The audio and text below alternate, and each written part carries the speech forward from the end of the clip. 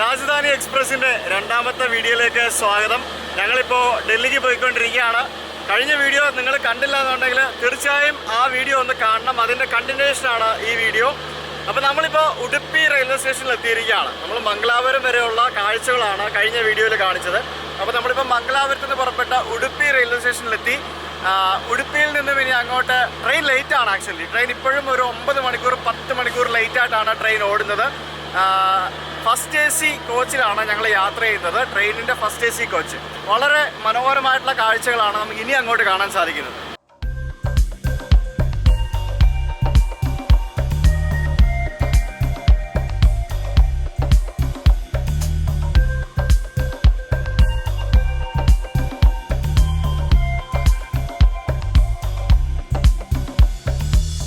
കൊങ്കൺ റെയിൽവേയിലൂടെ അതിമനോഹരമായിട്ട് നല്ല സ്പീഡിൽ നമ്മുടെ ട്രെയിൻ ഇതാ പാഞ്ഞുകൊണ്ടിരിക്കുന്നു.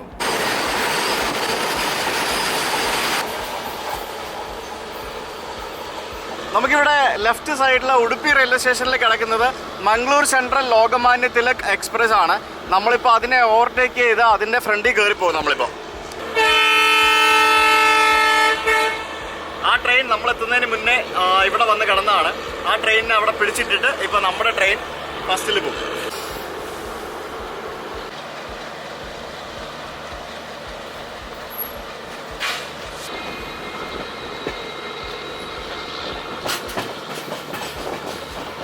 നമ്മുടെ വണ്ടി ഓൾമോസ്റ്റ് 8 മണിക്കൂർ ലേറ്റായിട്ടാണ് തിരുവനന്തപുരത്ത് നിന്ന് സ്റ്റാർട്ട് ചെയ്തത്.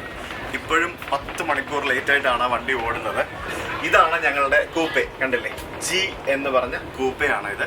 കൂപ്പ എന്ന് പറയുമ്പോഴത്തേക്കിനും ഞാൻ കഴിഞ്ഞ വീഡിയോയിലെല്ലാം കാണിച്ചിരുന്നു. 2 പേർക്ക് കിടക്കാവുന്ന കൂപ്പയാണ് ഞങ്ങൾക്ക് കിട്ടിയിരിക്കുന്നത്. കൂപ്പ കിട്ടുന്നതിനെ സംബന്ധിച്ച് എങ്ങനെയാണ് കൂപ്പ കിട്ടുന്നത്, അതേപോലെ തന്നെ പലർക്കും കൂപ്പ കിട്ടാനായിട്ട് പല സമയത്തും ബുക്ക് ചെയ്തിട്ട് കൂപ്പ കിട്ടിയില്ല എന്നൊക്കെ പറഞ്ഞ് പലരും പറയുന്നുണ്ടായിരുന്നു. അതെങ്ങനെയാണെന്ന് ഞാൻ ഇപ്പോൾ പറഞ്ഞുതരാം. നമ്മൾ ടിക്കറ്റ് ബുക്ക് ചെയ്യുന്ന സമയത്ത് കൂപ്പയെ സെലക്ട് ചെയ്യുക. അതിനകത്ത് കുറച്ച് പ്രയോറിറ്റീസ് വരും. എസ്പെഷ്യലി ഇതിനകത്ത് എനിക്ക് തോന്നുന്നൊരു ഒറ്റ ഫസ്റ്റ് AC കോച്ചേ ഉള്ളൂ. അതിനകത്ത് തന്നെ 4 കൂപ്പയോ മറ്റോ എന്താ ഉള്ളൂ. ബാക്കി കംപ്ലീറ്റ് ക്യാബിൻസ് ആണ്. ഒരു ഫസ്റ്റ് AC കോച്ചിനകത്ത് ആകെ 24 പേർക്കേ അതിൽ കിടക്കാൻ പറ്റുള്ളൂ. അല്ലെങ്കിൽ 24 പേരെ അക്കോമഡേറ്റ് ചെയ്യാൻ പറ്റുന്ന ഒരു ഫസ്റ്റ് AC കോച്ചാണ് ഈ ട്രെയിനിലുള്ളത്. അപ്പോൾ അതുകൊണ്ട് തന്നെ കൂപ്പ എന്ന് പറയുമ്പോഴത്തേക്കിനും ആകെ 3 or 4 ഉള്ളൂ. അപ്പം 6 പേർക്ക് അല്ലെങ്കിൽ 8 പേർക്ക് മാക്സിമം, അയ്യോ ട്രെയിൻ നല്ല സ്പീഡിലാണ് പോകുന്നത്, മാക്സിമം അതിനകത്ത് അക്കോമഡേറ്റ് ചെയ്യാൻ സാധിക്കുകയുള്ളൂ. അപ്പോൾ കൂപ്പയ്ക്ക് കൊടുക്കുന്ന പ്രയോറിറ്റി എന്ന് പറഞ്ഞു കഴിഞ്ഞാൽ VVIPs ഒക്കെ ഉണ്ടെങ്കിൽ അവർക്ക്, അല്ലെങ്കിൽ MP-മാർ അല്ലെങ്കിൽ അങ്ങനെയുള്ള സെലിബ്രിറ്റീസ് ആരെങ്കിലും ഉണ്ടെങ്കിൽ അവർക്ക് കൂപ്പയ്ക്ക് ഒരു പ്രയോറിറ്റി കിട്ടും. അല്ലാതെ എന്ന് പറഞ്ഞു കഴിഞ്ഞാൽ കപ്പിൾസ് ആണെന്നുണ്ടെങ്കിൽ കൂപ്പയ്ക്ക് ഒരു പ്രയോറിറ്റി കിട്ടും. അതായത് ഇപ്പം ഞാനും ശ്വേതയും മാത്രം Trivandrum to New Delhi ticket book ചെയ്തിരിക്കുന്നത് കൊണ്ടായിരിക്കാം ഞങ്ങൾക്ക് ഈ കൂപ്പ കിട്ടിയിരിക്കുന്നത്. അത് മാത്രമല്ല തിരുവനന്തപുരത്ത് നിന്ന് ന്യൂഡൽഹി വരെ ട്രാവൽ ചെയ്യുന്നതുകൊണ്ട് അതുകൊണ്ടായിരിക്കാം ഞങ്ങൾക്ക് ഈ കൂപ്പ കിട്ടിയിരിക്കുന്നത്. ഇനി നിങ്ങൾ 2 ആണുങ്ങളാണ് ബുക്ക് ചെയ്തിരിക്കുന്നതെന്നുണ്ടെങ്കിൽ സ്വാഭാവികമായിട്ടും മിക്കവാറും നിങ്ങൾക്ക് ക്യാബിനെ കിട്ടുകയുള്ളൂ. നിങ്ങളൊരു 4 പേരുള്ള ഒരു ഫാമിലി ഒരു ടിക്കറ്റിൽ ബുക്ക് ചെയ്യുകയാണെങ്കിൽ നിങ്ങൾക്ക് ക്യാബിൻ കിട്ടും, അന്നേരം കൂപ്പ കിട്ടില്ല. അപ്പൊ ഇത് ഭയങ്കര ഒരു ഇന്റലിജന്റ് സംഭവമാണ് റെയിൽവേനെ സംബന്ധിച്ച്. പൊതുവെ എല്ലാവർക്കും കൂപ്പയോടാണ് താല്പര്യം. ബിക്കോസ് ആ ഒരു കംപ്ലീറ്റ് പ്രൈവസി കണ്ടില്ലേ, നമ്മുടെ ഒരു അടച്ചു മൂടിയിട്ട ആ ഒരു കംപ്ലീറ്റ് പ്രൈവസിയിൽ നമുക്ക് ഇരിക്കാൻ വേണ്ടി ശരിക്കും കൂപ്പയോടാണ് എല്ലാവർക്കും താല്പര്യം. അപ്പം നമുക്ക് രാജധാനി ട്രെയിനിന്റെ പ്രത്യേകത എന്ന് പറഞ്ഞു കഴിഞ്ഞാൽ ഇപ്പൊ രാജധാനി ദുരന്തോ എക്സ്പ്രസ് നമുക്ക് ടിക്കറ്റ് ബുക്ക് ചെയ്യുമ്പോഴത്തേക്കിനും ഫുഡ് ഇൻക്ലൂഡിംഗ് ആണ് നമ്മളുടെ ടിക്കറ്റ് ചാർജസ് വരുന്നത്.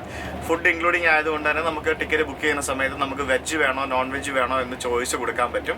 ഈവൻ നിങ്ങൾക്ക് ട്രെയിനിൽ കയറിയാണെങ്കിൽ പോലും വെജും നോൺ വെജും ഒക്കെ മാറ്റി മറിച്ചും ഒക്കെ വാങ്ങിക്കാൻ പ്രശ്നമൊന്നുമില്ല. പിന്നെ രാജധാനിയിൽ ഫസ്റ്റ് AC-യിൽ ഞങ്ങളുടെ ഒരു പ്രത്യേകത എന്ന് പറഞ്ഞു കഴിഞ്ഞാൽ എത്ര വേണേലും ഭക്ഷണം കൊണ്ടുതരും. ചോദിച്ചാലും വീണ്ടും കൊണ്ടുതരും. എത്ര വെച്ച് കഴിക്കാൻ എത്രയ്ക്ക് കഴിയുള്ളൂ. സെക്കൻഡ് AC-യിലും തേർഡ് AC-യിലും അതുപോലെ തന്നെ ആയിരിക്കുമെന്ന് തന്നെ പ്രതീക്ഷിക്കുന്നു, എനിക്ക് അറിയില്ല. അപ്പോൾ ഇത്രയൊക്കെയാണ് ബേസിക് ആയിട്ടുള്ള കാര്യങ്ങൾ. അപ്പോൾ നമ്മുടെ വണ്ടി ഇപ്പം മൂവ് ചെയ്ത് തുടങ്ങി. നമുക്ക് ശരിക്കും കാണാൻ പറ്റിയ കുറേ കാഴ്ചകൾ ഉണ്ടായിരുന്നത് ശരിക്കും നമുക്ക് മംഗലാപുരം ടു രത്നഗിരി വരെയായിരുന്നു. അൺഫോർച്ചുനേറ്റ്ലി നമ്മൾ ഒരു 7 മണി 8 മണിയൊക്കെ ആകുമ്പോഴത്തേക്കിനും നമ്മൾ രാത്രി മഡ്ഗാവിലെത്തും. ഈ ട്രെയിൻ ലേറ്റ് ആയതുകൊണ്ട് നമുക്ക് അധികം കാഴ്ചകൾ, കൊങ്കൺ റൂട്ടിലെ കാഴ്ചകൾ കാണാൻ പറ്റില്ല. അതൊരു വലിയൊരു പ്രശ്നമായി ലേറ്റ് ആയതുകൊണ്ട്. ഇല്ലാന്നുണ്ടെങ്കിൽ മനോഹരമായിട്ട് കുറെ ദൃശ്യങ്ങൾ നമുക്ക് പകർത്തായിരുന്നു. എന്നാലും മാക്സിമം എന്നെ കൊണ്ടാവുന്ന രീതിയിൽ പകർത്തി കാണിച്ചു തരാം.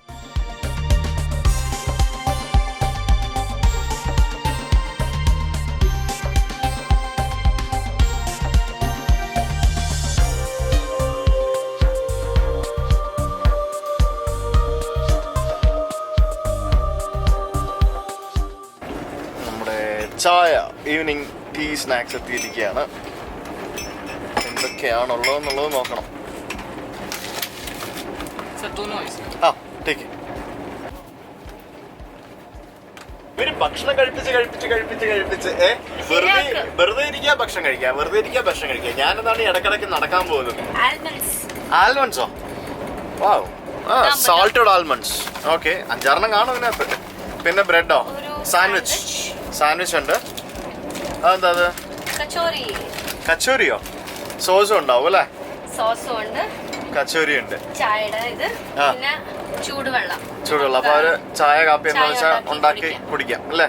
അപ്പൊ എന്തായാലും സംഭവം ഉഷാറാണ്. മെനു ഒക്കെ കണ്ടില്ലേ? കഴിഞ്ഞ വീഡിയോയിൽ നിങ്ങൾ ബ്രേക്ക്ഫാസ്റ്റും ലഞ്ചും കണ്ടായിരുന്നു. ഈ വീഡിയോയിൽ നമുക്ക് ബാക്കിയുള്ളതും കാണാം.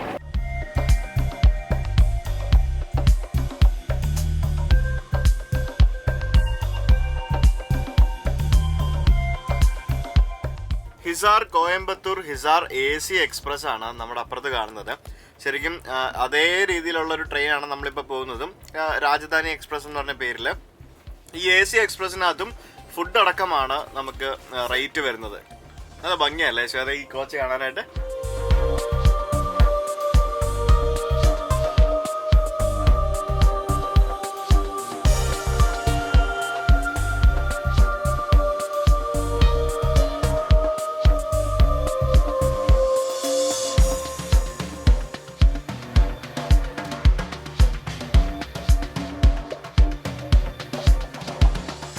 നമ്മുടെ ഈ കൊങ്കൺ റൂട്ട് സിംഗിൾ ലൈൻ ട്രാഫിക്കാണ്. അപ്പോൾ അത് കാരണം തന്നെ നമുക്ക് എതിർദിശയിൽ പോകാനായിട്ട് ട്രെയിനുകൾ പോകാനായിട്ട് ഓരോ സ്റ്റേഷനുകളിൽ പിടിച്ചിടും. അപ്പോൾ ഇപ്പോൾ അപ്പുറത്ത് പിടിച്ചിരുന്ന വണ്ടി എന്ന് പറഞ്ഞാൽ മംഗളൂർ സെൻട്രൽ മഡ്ഗാവ് പാസഞ്ചറോ എക്സ്പ്രസോ എന്തോ ആണത്. ആ ട്രെയിനാണ് അപ്പുറത്ത് പിടിച്ചിരുന്നത്. രാജധാനി പിടിച്ചിടൽ കുറവായിരിക്കും പ്രീമിയം ട്രെയിൻ ആയതുകൊണ്ട്. പക്ഷെ എന്നിരുന്നാലും നേരത്തെ ഒരു ഗുഡ്സ് ട്രെയിൻ പോകാനായിട്ട് പിടിച്ചിട്ടായിരുന്നു.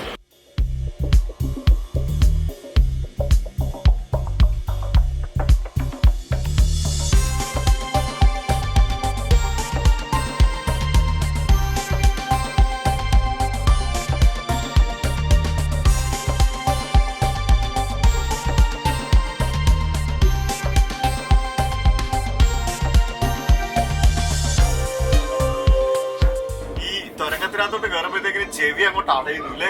ചെവി ഭയങ്കര സ്പീഡിൽ തുരങ്കത്തിനകത്തോടെ ട്രെയിൻ അങ്ങോട്ട് കയറുമ്പോഴത്തേക്കും ഒന്നും പറഞ്ഞുകൊണ്ട് ചെവി അങ്ങ് അടയുന്നു. അത്രയ്ക്ക് സ്പീഡില്ല ട്രെയിൻ പോകുന്നത്. ഒരു രക്ഷയില്ല. ഒരു ക്രൂസിംഗ് അറ്റ് 100 കേട്ടില്ലേ? ഒരു നദി കണ്ടോ? ഇത് ഭംഗിയല്ലേ ഇവിടുത്തെ സ്ഥലങ്ങളൊക്കെ കാണാൻ? ശരിക്കും കർണാടക എന്ന് പറയുന്നത്, പ്രത്യേകിച്ച് ഈ കോസ്റ്റൽ കർണാടക എന്ന് പറയുന്നത് ഭയങ്കര ബ്യൂട്ടിഫുൾ സ്ഥലമാണ്. രാത്രിയിലത്തേക്കുള്ള ഭക്ഷണം എന്താ വേണ്ടതെന്ന് വന്ന് ചോദിച്ച്, അപ്പം കോണ്ടിനെന്റൽ ഫുഡ് അവൈലബിൾ ആണെന്ന് പറഞ്ഞു. കോണ്ടിനെന്റൽ ഫുഡ് ഞങ്ങൾ രണ്ടുപേരും കോണ്ടിനെന്റൽ ഫുഡ് പറഞ്ഞു, വെജും നോൺ വെജും. ഇങ്ങനെ 100 എന്നും പറഞ്ഞുകൊണ്ട് ഇപ്പൊ പറഞ്ഞുകൊണ്ടിരിക്കുകയാണ്. കണ്ടില്ലേ എത്ര മനോഹരമാണെന്ന് നോക്കി. Beautiful it is.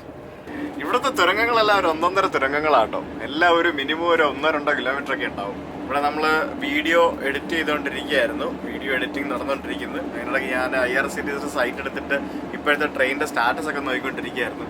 നമ്മുടെ ഇപ്പോൾ ഒരുമാതിരിപ്പെട്ട എല്ലാ ട്രെയിനുകളിലും നമുക്കിപ്പം ഭക്ഷണം അവൈലബിൾ ആണ്.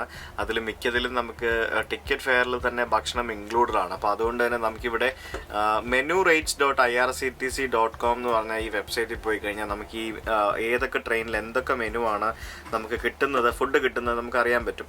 ഇത് സാധാരണ എക്സ്പ്രസ് ട്രെയിനുകളിൽ നമുക്ക് കിട്ടുന്ന സാധനങ്ങളുടെ റേറ്റ് എഴുതിയിട്ടുണ്ട്. പിന്നെ രാജധാനി ശതാബ്ദി ദുരന്തോ എക്സ്പ്രസിൻ്റെ മെനു ഇവിടെ കൊടുത്തിട്ടുണ്ട്. അതിനകത്ത് ഫസ്റ്റ് AC-യിൽ എന്തൊക്കെയാണ് നമുക്ക്, ഫസ്റ്റ് AC-യിൽ ഞാൻ നേരത്തെ പറഞ്ഞോളാം, കഴിഞ്ഞ എപ്പിസോഡിൽ പറഞ്ഞോളാം തന്നെ, ഫസ്റ്റ് AC-യിൽ ഒരു മെനു, സെക്കൻഡ് AC-യിലും തേർഡ് AC-യിലും വേറെ മെനു ഒക്കെയാണ്. പിന്നെ നമുക്ക് ലേറ്റ് റണ്ണിങ്, അതായത് ഈ ട്രെയിനുകളൊക്കെ ലേറ്റ് ആയിട്ട് ഓടുവാണെങ്കിൽ എന്ത് മെനു ആണ് കൊടുക്കേണ്ടത് എന്ന് ഇവിടെ അവരും അതും നിഷ്കർഷിച്ചിട്ടുണ്ട്. menurates.irctc.co.in എന്ന് പറഞ്ഞ വെബ്സൈറ്റ് കിട്ടും. ഹൊനാവർ എന്ന് പറഞ്ഞ റെയിൽവേ സ്റ്റേഷൻ ഉണ്ട് നമ്മുടെ നമ്മുടെ മുരുടേശ്വർ അടുത്ത്. ആ റെയിൽവേ സ്റ്റേഷനിലാണ് ഇപ്പോൾ നമ്മുടെ ട്രെയിൻ പിടിച്ചിട്ട് വേറെ ട്രെയിൻ ഓപ്പോസിറ്റ് ഡയറക്ഷനിൽ പോയിരിക്കുകയായിരുന്നു.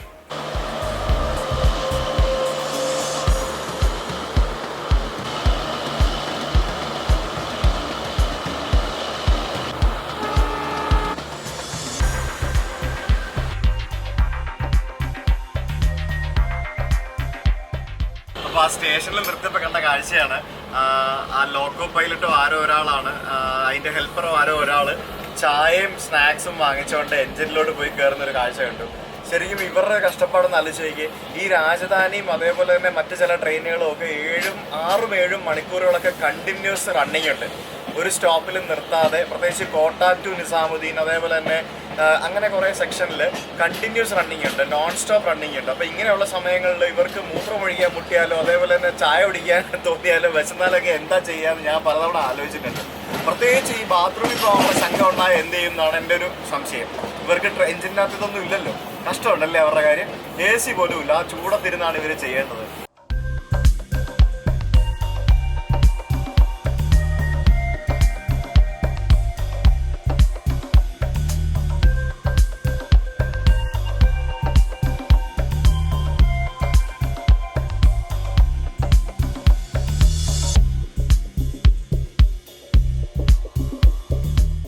നമ്മുടെ ക്യാബിൻ വൃത്തിയാക്കാൻ വേണ്ടി വന്നതാണ്. ക്യാബിൻ അല്ല, സോറി, കൂപ്പേ കണ്ടില്ലേ വൃത്തിയാക്കിക്കൊണ്ടിരിക്കുകയാണ്. അപ്പൊ ഞങ്ങളൊന്ന് ഇറങ്ങി കൊടുത്തു അല്ലേ, അവരുടെ പണി വൃത്തിയായിട്ട് ചെയ്തോട്ടെ അല്ലേ, അത് നന്നായി.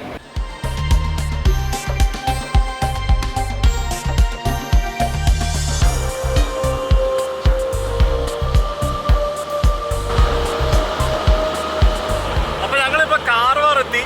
നമ്മുടെ കർണാടകയുടെ ലാസ്റ്റ് സ്ഥലമാണ്. ഇനി അങ്ങോട്ടേക്ക് ഗോവയിലേക്ക് കയറുകയാണ്. ഇവിടെ നിന്ന് 1 മണിക്കൂറിൽ നമ്മൾ ഗോവയിലെത്തും, മഡ്ഗാവിലെത്തും. ട്രെയിൻ ഇപ്പോഴും ആസ് യൂഷ്വൽ ഒരു 9 to 10 hours ലേറ്റ് ആയിട്ട് തന്നെയാണ് ഓടുന്നത്. എന്താകുമോ എന്തോ.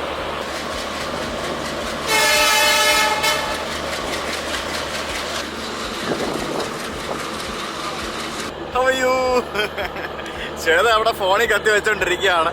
കാരണം നമ്മൾ ഈ റെയിൽവേ സ്റ്റേഷനിൽ എത്തുമ്പോഴേ നമുക്ക് ഈ ഫോണിലൊന്നും മര്യാദയ്ക്ക് സംസാരിക്കാൻ പറ്റുള്ളൂ. കാരണം ഈ റേഞ്ചിൻ്റെ ഇഷ്യൂസ് ഉണ്ടല്ലോ. അപ്പോൾ നമ്മളങ്ങനെ ഫൈനലി മഡ്ഗാവിൽ എത്തിയിരിക്കുകയാണ്. ഫൈനലി അല്ല, ഇനിയുണ്ട്. ഇവിടേക്കൊക്കെ ട്രെയിനിലൊക്കെ വന്ന ആൾക്കാർ, ഗോവ ഇറങ്ങാൻ വന്ന ആൾക്കാരൊക്കെ പറയാണ് ഞങ്ങളുടെ ഒരു ദിവസം പോയി കിട്ടിയില്ല, എന്ത് ചെയ്യാനാ, കഷ്ടമല്ലേ. മഡ്ഗാവ് ഇറങ്ങി ഞാൻ ചുമ്മാ എന്ന് പറയാം പ്ലാറ്റ്ഫോമിൽ ഇറങ്ങിയിട്ട് തിരിച്ചു വന്നപ്പോഴത്തേക്കും ഇവിടെ സൂപ്പ് റെഡിയാണ്. മഡ്ഗാവ് നിന്ന് ഡീസൽ ഫില്ല് ചെയ്യുന്നുണ്ടായിരുന്നു 2 എഞ്ചിനകത്തും. അതേപോലെ തന്നെ മറ്റേ ആ ഒരു ജനറേറ്റർ വാൻ ഉണ്ടല്ലോ, അതിനകത്ത് 2ലും ഡീസൽ ഫില്ല് ചെയ്തു. അതെന്തായാലും നമുക്ക് സൂപ്പ് പൊടിക്കാം.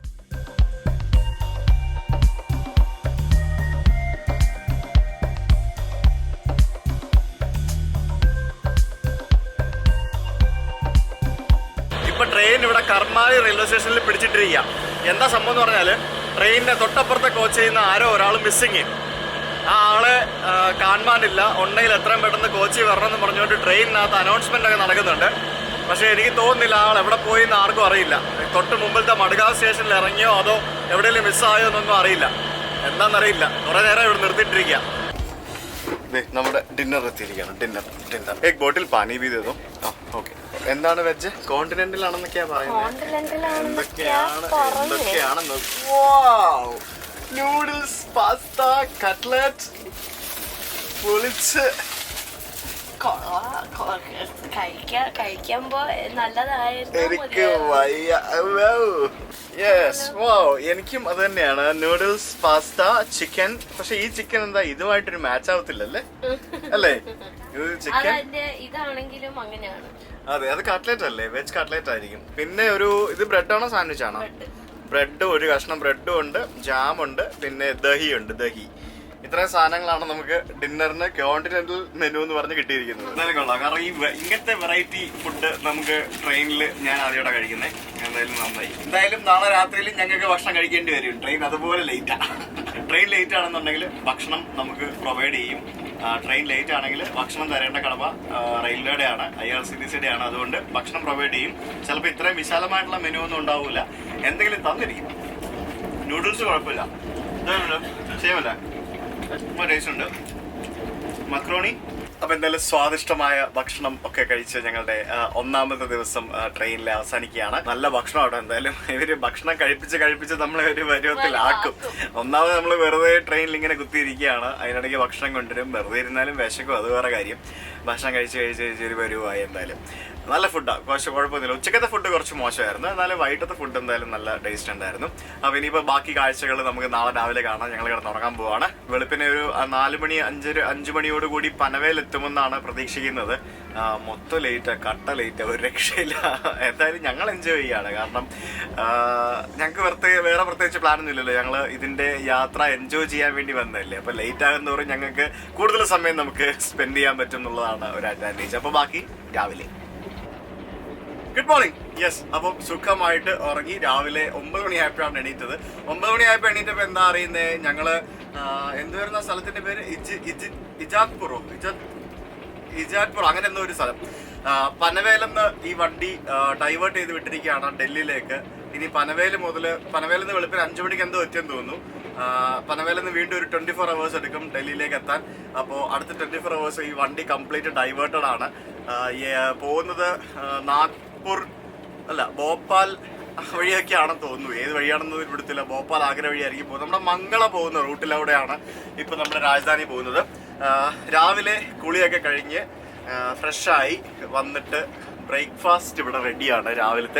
രാവിലത്തെ ബ്രേക്ക്ഫാസ്റ്റ് എന്താണ് എന്ന് ചോദിച്ചു കഴിഞ്ഞാൽ, എന്താ ശ്വേത ഇത്? ഇതിനകത്ത് ഇതെന്താ, ഇത് ബ്രെഡ്. ഇതെന്താ സാധനം? ഓംലെറ്റ് ആണ് തന്നിരിക്കുന്നത്. ഓംലെറ്റും കുറച്ച് വെജിറ്റബിൾസും കട്ട്ലറ്റും കുറച്ച് വെജിറ്റബിൾസും ആണ് രാവിലത്തെ ബ്രേക്ക്ഫാസ്റ്റ് തന്നിരിക്കുന്നത് അല്ലേ.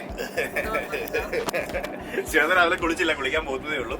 കഴിച്ചു കഴിഞ്ഞിട്ട് കുളിക്കാന്ന് പറഞ്ഞുകൊണ്ടിരിക്കുന്നത്, വിശക്കുന്നു. അപ്പൊ എന്തായാലും ബ്രേക്ക്ഫാസ്റ്റിന് ശേഷം ഇനിയിപ്പം ബാക്കി ഇവിടെയുള്ള കാഴ്ചകൾ ഞാൻ കാണിച്ചു തരാം. നല്ല കാഴ്ചകളൊക്കെയാണ്. പുറത്ത് നല്ല സ്പീഡിലാണ് ട്രെയിൻ പോകുന്നത്. ഒരു 100+ ഇപ്പോഴും ട്രെയിൻ പോയിക്കൊണ്ടിരിക്കുന്നത്. കുളിക്കാനൊക്കെ ഞാൻ അവിടെ പോയി കഷ്ടപ്പെടി ഇങ്ങനെ അടി അതിന്നാ കുളിച്ചത്. ഭയങ്കര പാടാ ആ സ്പീഡിൽ കുളിക്കാനായിട്ട്. എനിവേ ബ്രേക്ക്ഫാസ്റ്റ് കഴിച്ചതിന് ശേഷം ബാക്കി കാഴ്ചകളിലേക്ക്.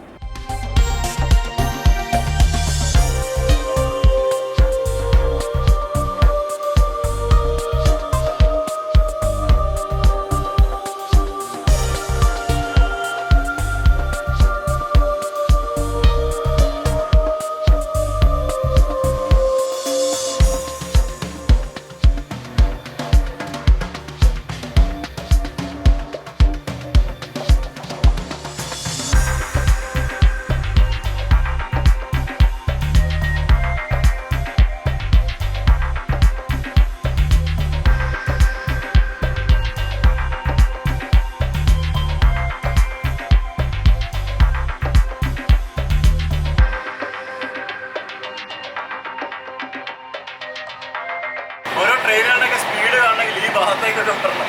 എന്താ സ്പീഡാണെന്നറിയോ? മന്മഥ് എന്ന് പറഞ്ഞൊരു റെയിൽവേ സ്റ്റേഷനാണ് ഇപ്പൊ ചെറിയെന്നും പറഞ്ഞുകൊണ്ട് ക്രോസ് ചെയ്ത് പോയത്. അറിഞ്ഞ അവിടെ നിന്ന ആൾക്കാരൊക്കെ ഞെട്ടിക്കണം, അമ്മാതിരി സ്പീഡാട്ടോ.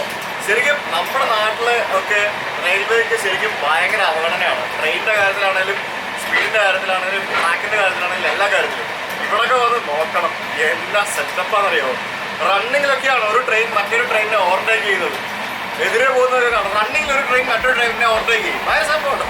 ഞാൻ പേടിച്ചു പോയി. റെയിൽവേ സ്റ്റേഷനിൽ കൂടെ ട്രെയിൻ വരുന്നത് റെയിൽവേ സ്റ്റേഷന്റെ മുന്നിലെത്തി ഒന്ന് സ്ലോ ആയി, സിഗ്നൽ കിട്ടാൻ വേണ്ടിയായിരിക്കും.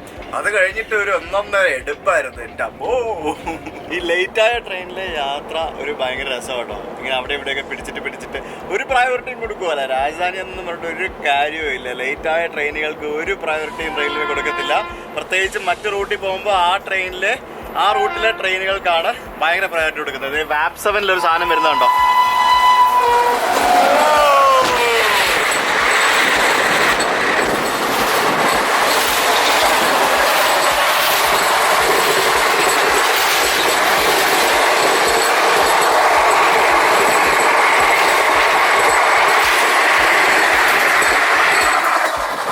എന്റെ പൊന്നെ, എന്നാ പോക്കാ പോയെന്ന് നോക്കി.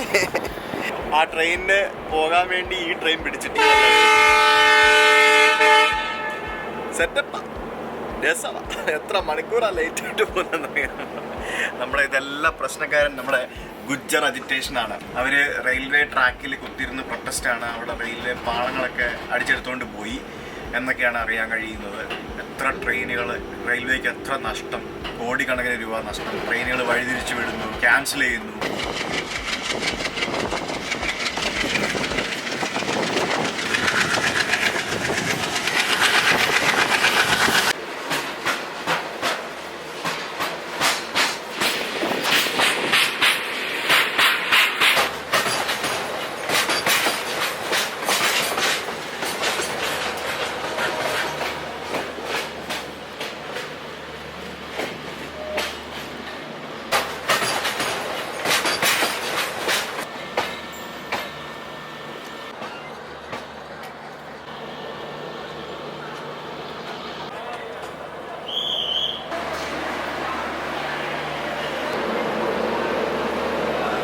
ഭൂസാവൽ എന്ന് പറഞ്ഞൊരു റെയിൽവേ സ്റ്റേഷനിൽ കൊണ്ട് വണ്ടി നിർത്തി.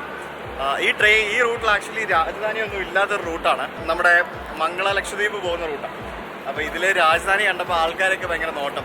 അപ്പോൾ ഇവിടെ ഈ സ്റ്റേഷനിൽ ധാരാളം എന്താ പറയുക, സ്റ്റേഷൻ വെൻഡേഴ്സ് ഇഷ്ടംപോലെ ആൾക്കാരുണ്ട്. ഈ ചേട്ടൻ ഇവിടെ ബോണ്ടയും അതേപോലെ തന്നെ കച്ചൂറി അങ്ങനെ കുറച്ച് സാധനങ്ങളൊക്കെ വിൽക്കുന്നത്. ഞാൻ കുറച്ച് ബോണ്ട വാങ്ങിച്ചു.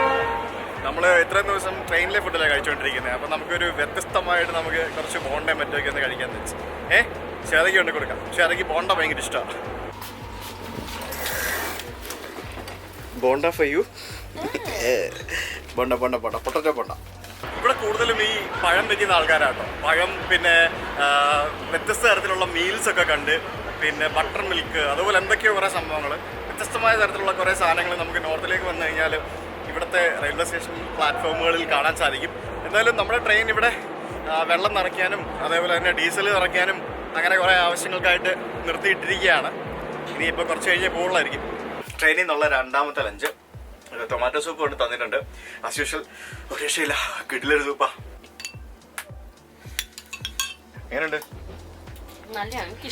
റെയിൽവേയിലെ ടൊമാറ്റോ സൂപ്പ് എന്ന് പറഞ്ഞാൽ ഒരു രക്ഷയില്ല കേട്ടോ, കിട്ടില്ല സാധനം. പലരും പറഞ്ഞു കേട്ടിട്ടുണ്ടെങ്കിലും ഞാൻ ഇത്രയ്ക്ക് ഭയങ്കര സംഭവം എക്സ്പെക്ട് ചെയ്തിട്ടില്ല. ഇന്ന് ഞങ്ങളുടെ ലഞ്ച് എത്തിയിരിക്കുകയാണ്. നമ്മുടെ ലഞ്ചിനകത്ത് ഇന്ന് നല്ല മണമൊക്കെ ഉണ്ട്. ലഞ്ച് കൊണ്ടുവന്നപ്പോഴത്തേക്ക് ഇന്നലത്തെ ലഞ്ച് കുറച്ച് മോശമായിരുന്നു. നോൺ വെജില് ചിക്കൻ കറി, പനീറും സബ്ജി എല്ലാം കൂടെ ഇട്ടുള്ളൊരു കറിയാന്ന് തോന്നുന്നു അല്ലേ. പിന്നെ ഇത് ദാലല്ലേ? ദാലുണ്ട്, റൈസ് ഉണ്ട്, പിന്നെ ചപ്പാത്തിയാണോ ഫുൽക്കയാണോ? അപ്പൊ ഇതാണ് നമ്മുടെ ഇന്നത്തെ ലഞ്ച്. വീഡിയോ ഒക്കെ ഇവിടെ അപ്ലോഡ് ചെയ്തുകൊണ്ടിരിക്കുന്നുണ്ടല്ലേ. ഞാൻ ട്രെയിൻ യാത്രയുടെ ഇടയ്ക്കും വീഡിയോ അപ്ലോഡിങ് നടക്കുകയാണ്. കാരണം വീഡിയോ അപ്ലോഡ് ചെയ്തില്ലാന്നുണ്ടെങ്കിൽ നമ്മുടെ പണി നടക്കൂലല്ലോ. യാത്രകൾക്കിടയിലും ഇതേ തരത്തിലാണ് സംഭവങ്ങൾ, ലൈവ് എഡിറ്റിംഗ്, ലൈവ് അപ്ലോഡിംഗ് ഒക്കെ. ഇവരുടെ ഈ ഒരു സാധനം സ്റ്റാൻഡേർഡ് എല്ലാത്തിനും ഉണ്ട് അല്ലേ. ഒരു കപ്പ് ദഹിയും അതേപോലെ തന്നെ ഒരു സോൺ കേക്കും എല്ലാത്തിനകത്തും കിട്ടും.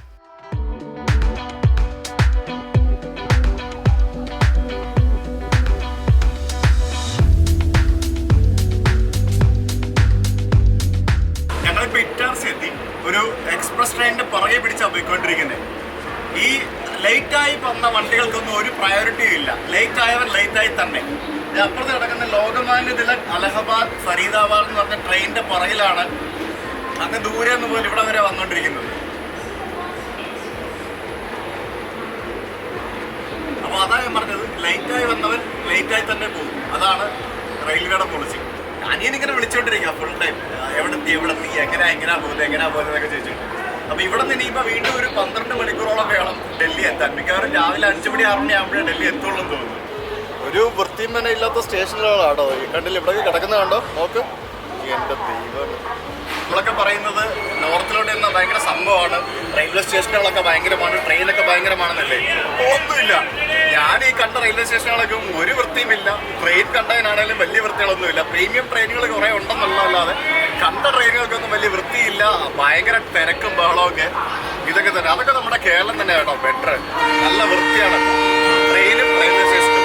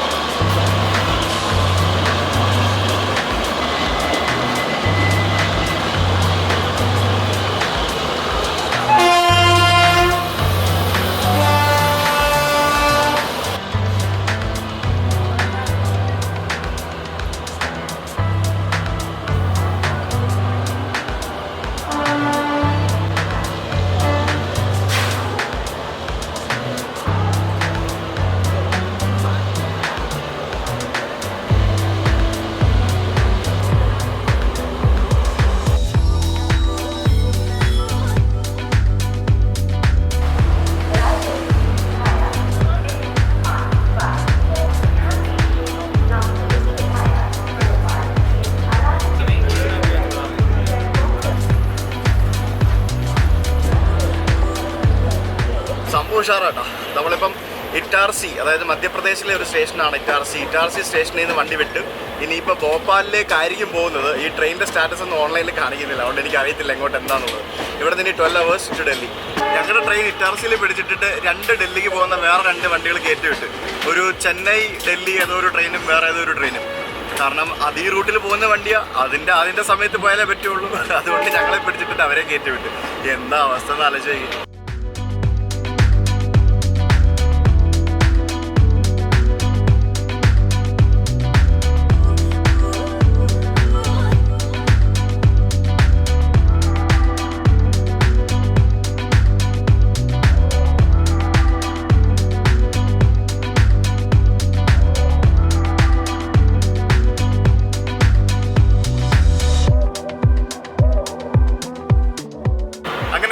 ഭോപ്പാൽ ഹബീബ്ഗഞ്ച് റെയിൽവേ സ്റ്റേഷനിലെത്തി. ആദ്യമായിട്ടാണ് കേട്ടോ ഈ സ്ഥലത്തേക്കൊക്കെ ഞാൻ വരുന്നത്, ഈ റെയിൽവേ സ്റ്റേഷനൊക്കെ കാണുന്നതും. അതെന്തായാലും ലേറ്റായി റൺ ചെയ്യുന്ന രാജധാനിക്ക് നന്ദി. ഈ സ്ഥലങ്ങളൊക്കെ അറ്റ്ലീസ്റ്റ് കാണാനെങ്കിലും പറ്റിയല്ലോ. അപ്പൊ നമ്മുടെ ട്രെയിനിലെ അവസാനത്തെ ഡിന്നറാണ് ഇന്നത്തെ അല്ലേ? രണ്ടാമത്തെ ഡിന്നറാണ്. അപ്പോൾ ശ്വേതയ്ക്ക് വെജിറ്റബിൾ ബിരിയാണി ആൻഡ് എനിക്ക് മുട്ട ബിരിയാണിയാണ്. ചിക്കനൊക്കെ തീർന്നു കാണും. മുട്ട ബിരിയാണിയാണ്. നല്ല ബിരിയാണി അല്ലേ ശ്വേത? നല്ല ബിരിയാണി കേട്ടോ, ഇഷ്ടപ്പെട്ടു. കുറെ നാളുകൾക്ക് ശേഷം ട്രെയിനിൽ നിന്ന് നല്ലൊരു ബിരിയാണി കഴിക്കുന്നത്. സൂപ്പർ ബിരിയാണി, ഒരു രക്ഷയില്ല. ഫുഡ് ഒരു രക്ഷയില്ല കേട്ടോ, അടിപൊളി ഫുഡ്. അതെ, നല്ല ബിരിയാണി, നല്ല ടേസ്റ്റ്. ഇന്ന് മെനു ഇങ്ങനെ ആകാൻ കാരണം നമ്മുടെ ലേറ്റ് റണ്ണിങ് മെനു ആണ്. ലേറ്റ് റണ്ണിങ് ആയിട്ടുള്ള ട്രെയിനിന്റെ മെനു ആണ്, അതുകൊണ്ടാണ് ഇങ്ങനെ. അപ്പൊ എന്തായാലും നാളെ രാവിലെ ഡൽഹിയിൽ എത്തും. അപ്പൊ അതിന് മുന്നേ തന്നെ ഇപ്പൊ അവര് വന്ന് ടിപ്പ് വാങ്ങിച്ചുകൊണ്ട് പോയി. ടിപ്പ് കൊടുക്കാൻ പാടില്ല എന്ന് എഴുതി വെച്ചിട്ടുണ്ട്. എന്നിരുന്നാലും ഒരു സന്തോഷത്തിന്റെ പേരിൽ എല്ലാവരും കൊടുക്കും. വളരെ അപൂർവം ആൾക്കാരെ കൊടുക്കാത്തേ ഉള്ളൂ. 200 രൂപ കൊടുത്താണ്, 100 കൂടെ വാങ്ങിച്ചു. അത് പോട്ടെ, കാരണം നമ്മൾ ഹാപ്പി ആയിരുന്നു. അവര് ഞങ്ങളെ ഹാപ്പി ആക്കിയിട്ടുണ്ടായിരുന്നു. മാക്സിമം ഞങ്ങൾ ഹാപ്പി ആയിരുന്നു. അത് അവരുടെ ജോലിയാണ്. എന്നാലും പോട്ടെ, 50 രൂപ കൊടുക്കുന്നവരുണ്ടാവും, 100 രൂപ കൊടുക്കുന്നവരുണ്ടാവും, ഒന്നും കൊടുക്കാത്തവരുണ്ടാവും. അത് നിങ്ങളുടെ ഇഷ്ടം. ഞാൻ കൊടുത്തു കരുതി നിങ്ങൾ കൊടുക്കണമെന്നൊന്നുമില്ല. കൊടുക്കണം എന്നുണ്ടെങ്കിൽ കൊടുക്കാം, അത്രേ ഉള്ളൂ. അപ്പൊ എന്തായാലും ഇന്ന് രാത്രി ഉറങ്ങുന്നു, നാളെ രാവിലെ ഇനിയിപ്പോ ഡൽഹി എത്തിയിട്ട് കാണാം. വേറെ പ്രത്യേകിച്ച് ഒന്നുമില്ല. രാവിലെ ഡൽഹി എത്തുമ്പോൾ ബാക്കി കാര്യങ്ങൾ പറയാം.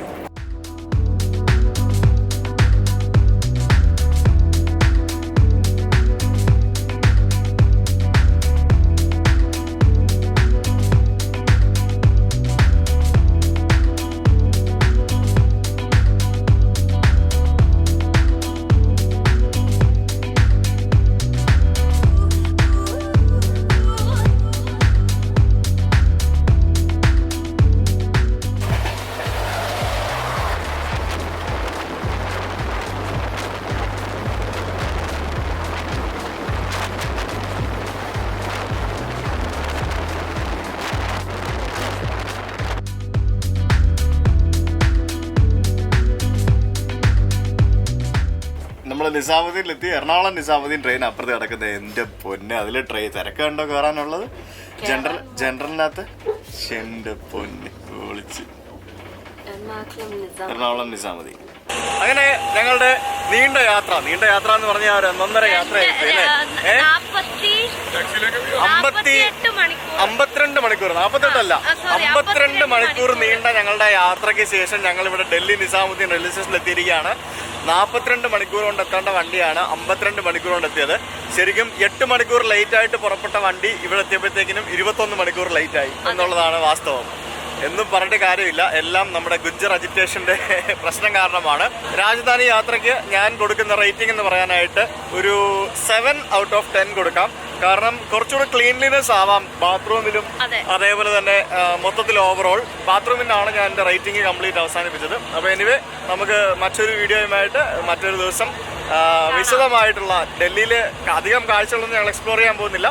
പക്ഷേ ഒരു ചെറിയ സാധനം അതുമായിട്ട് നമുക്ക് അടുത്ത ദിവസം കാണാം. രാജധാനിയുടെ വീഡിയോ ഒരു ഡ്രീം വീഡിയോ ആയിരുന്നു. എൻ്റെ വളരെ മനോഹരമായിട്ടുള്ളൊരു ഐഡിയ, എന്താ പറയുക, കുറേ നാളത്തെ ശേഷമുള്ളൊരു ആഗ്രഹമായിരുന്നു രാജധാനി വീഡിയോ ചെയ്യണം എന്നുള്ളത്. അതെന്തായാലും അങ്ങോട്ട് സഫലമായി. അതിനാണ് ഇത്രയും പൈസ സ്പെൻഡ് ചെയ്ത് ഇങ്ങോട്ടേക്ക് വന്നതും. അപ്പം മറ്റൊരു കിടിലം വീഡിയോയുമായിട്ട് അടുത്ത ദിവസം കാണാം. അതുവരെയ്ക്കും ബൈ. തണുപ്പാട്ടോ, നല്ല തണുപ്പാട്ടോ.